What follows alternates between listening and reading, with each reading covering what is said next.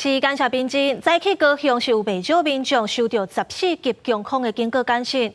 这个风台强风有影是真惊人，有树啊、甲青红灯互风扇断去，嘛乌多摆骑到一半去互风吹倒。各有民众是要过车路，因为风实在是伤透啊，徛伫路边等点半钟嘛唔敢过。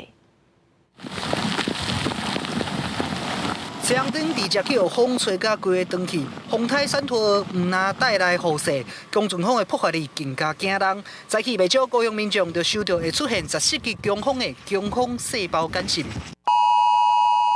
强风扇过，停伫路边的乌多摆规个拢倒去，还有树仔嘛去互吹断，直接缀伫乌多摆顶头，甚至有人骑车骑到一半，直接去互风扇倒。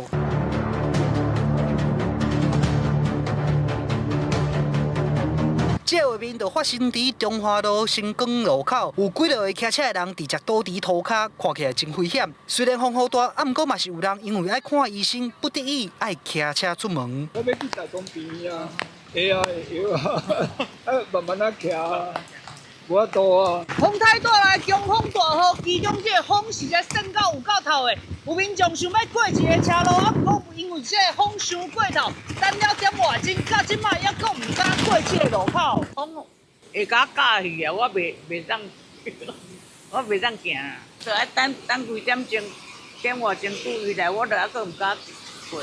虽然风雨真大，毋过也是有店家因为惊这个流客雨无通好食，坚持要开店。尽量来看看，还是准备啦，因为还是有一些老客户。觉得真的很恐怖。啊，停红灯的时候会不会觉得会摇晃啊？